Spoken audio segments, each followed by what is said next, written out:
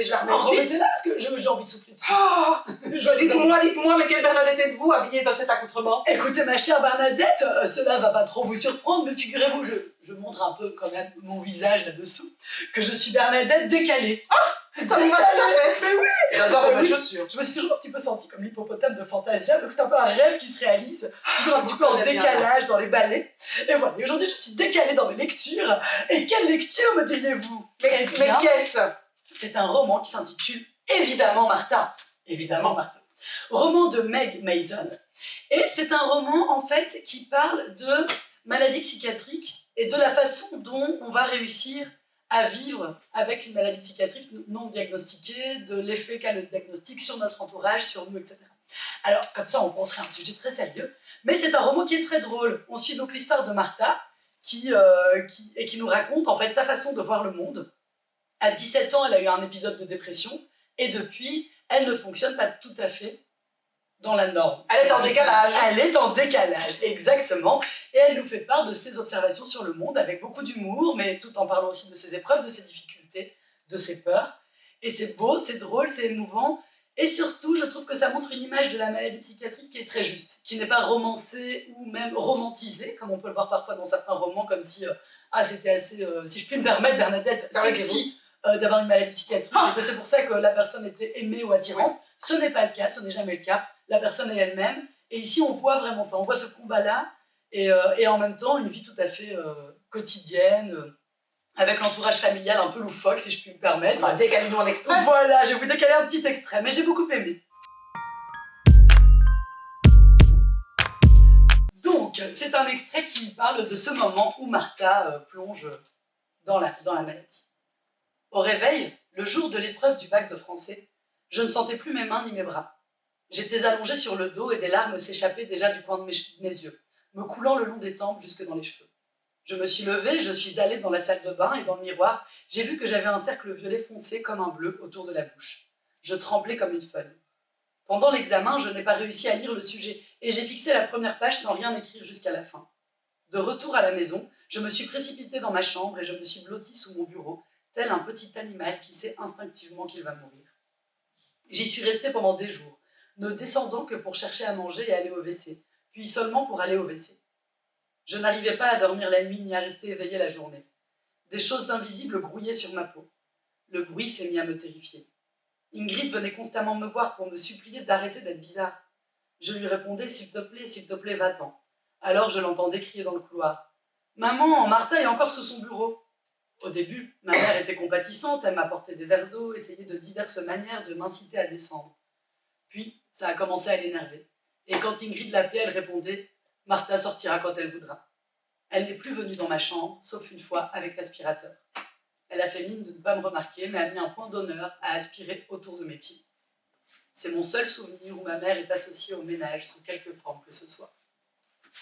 Voilà. Ça m'a l'air tout à fait intéressant, cette histoire. Oui, c'est une histoire vraiment qui m'a passionnée et que je conseille à toutes les personnes qui s'intéressent à ce sujet. Alors, si vous vous intéressez à Bernadette, je sais que vous êtes une personne très intéressée et intéressante.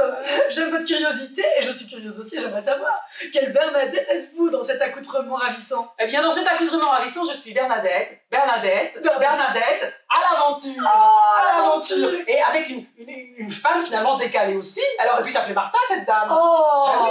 Eh ben, c'est un album qui s'appelle Kiosque, d'Annette Melse. Je ne sais jamais comment le dire, mais le que, mais le se, enfin c'est Annette. Eh bien, elle nous parle, aux éditions Pastel, elle nous parle de cette dame qui travaille dans un kiosque.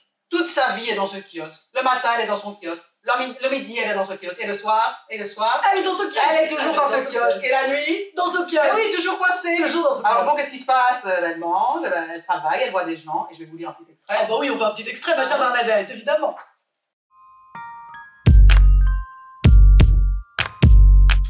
Alors, kiosque. Depuis très, très longtemps, Olga travaille dans un kiosque. Ce kiosque, c'est toute sa vie.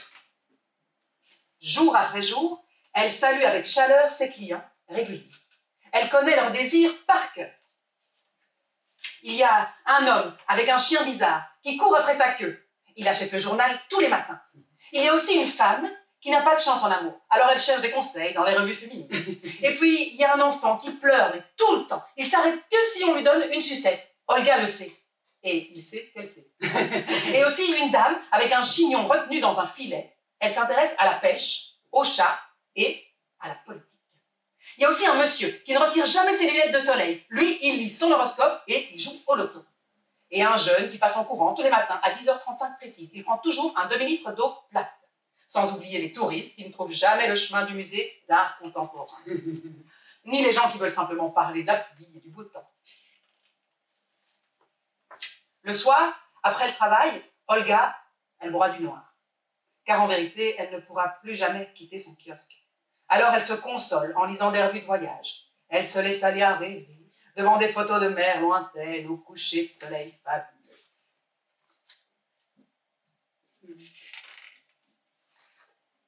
Un matin, plusieurs piles de journaux sont déposées plus loin que d'habitude.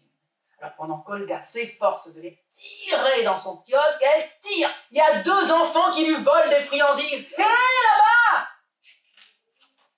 Et paf! Patatras! Toute la vie d'Olga est mise sans dessus-dessous. Elle pousse de toutes ses forces pour se redresser et pour essayer de rassembler les marchandises éparpillées un peu partout. Elle se rend compte qu'elle peut soulever son kiosque. Elle peut même marcher. Alors Olga, elle décide de partir en promenade. Oh. On a aussi un joli panel d'humanité dans Ah ce oui, kiosque. et puis il faudra... Oh, j'en perds, on va Où bouger. est-ce qu'elle va à l'aventure? Mais c'est ça, qu'est-ce qui va lui arriver à Olga? Mais c'est ça que je me demande. Elle est dans son kiosque, vous êtes dans votre demandez gâteau. aussi, il faut lire la suite. Voilà. Moi, je vous propose qu'on parte à l'aventure. Ah oui, moi je vais partir, mais alors avec votre livre. Eh ben allez, échangeons. Bah Moi, voilà. je vais découvrir ce qui se passe dans ce petit kiosque. C'est super. Oh, merci Bernadette, Merci c'était pour merveilleux. tout. À bientôt. Au revoir, Au revoir, Bernadette. Bernadette. Au revoir.